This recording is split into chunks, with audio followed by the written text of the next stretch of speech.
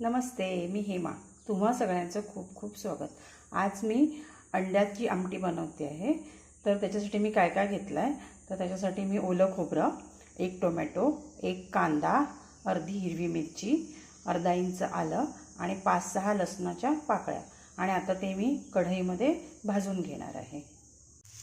तव्यावरती मी तेल टाकलं आहे आणि आता त्याच्यात तो कांदा पहिल्यांदा आपण भाजून घेऊया. कांदा थोडा भाजत आला की मग त्याच्यामध्ये आलं लसूण आणि मिरची टाकून आपण ते सुद्धा भाजून घेऊया. आता हे कांदा आलं लसूण मिरची भाजली. आता आपण त्याच्यामध्ये खोबरं टाकून भाजून बघा. त्याच्यामध्ये हे मी ओलं खोबरं टाकलं. आता ते पण मी छान असं भाजून घेते. हे बघा, आपलं आता हे खोबरं भाजून झालं. आता त्याच्यामध्ये मी टोमॅटो घालते. टोमॅटो टाकून तो पण भाजून घेऊया आपण. हा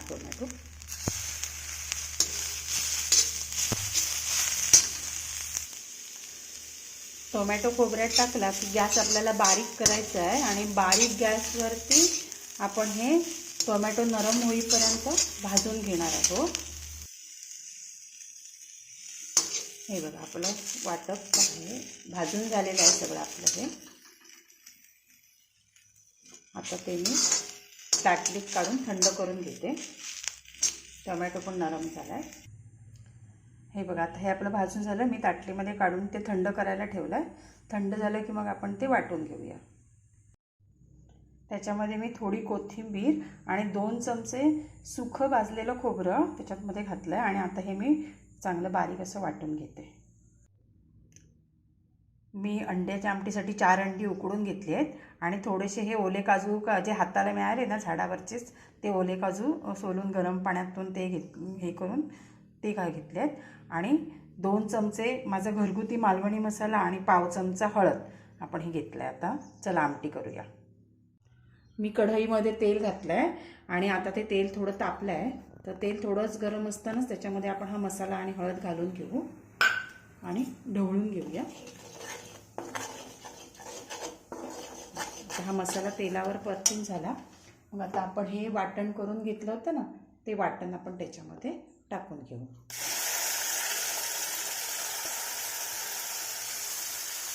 आणि आता चांगलं ते ढवळून घेऊया. गॅस बारीकच आहे माझा. बारीक गॅसवरती हा मसाला चांगला परतून घेऊया. बघा, असा आपण मसाला भाजून घेतो. आता त्याच्यात मी चवीप्रमाणे मीठ टाकते आणि पुन्हा चांगला मसाला तेल सुटेपर्यंत भाजून घेणार आहे. बघा, आपला हा मसाला आता भाजला आहे. आता त्याच्यामध्ये ना हे उकडलेली अंडी आणि ती काजू त्याच्यामध्ये घालते आणि ते त्या मसाल्यात परतवून घेते.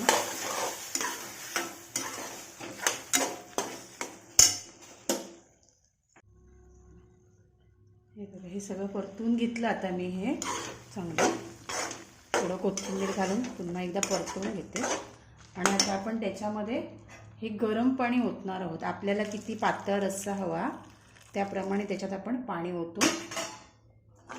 ओतून घेऊया त्याच्यामध्ये. आणि आता हे चांगलं मी ढवळून घेते. मला थोडं जाड वाटतं आहे म्हणून मी अजून थोडं त्याच्यामध्ये पाणी घालते आणि छान असं आता परतून. आता आपण त्याला चांगली उकळी काढूया.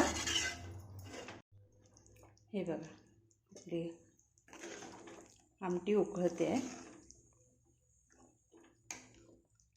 तुम्हाला हे आता पातळ दिसते पण थंड झाली की थोडी जाड होणार आहे. आता त्याच्यावरती मी कोथिंबीर घालते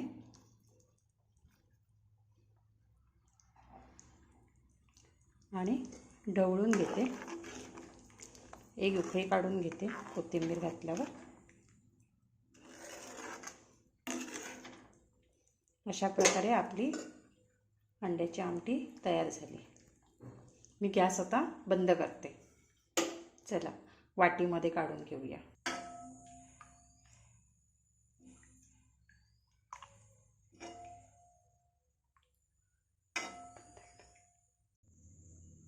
तुम्हाला माझी ही रेसिपी कशी वाटली? आवडली तर लाईक करा, शेअर करा आणि सबस्क्राईबसुद्धा करा. थँक्यू.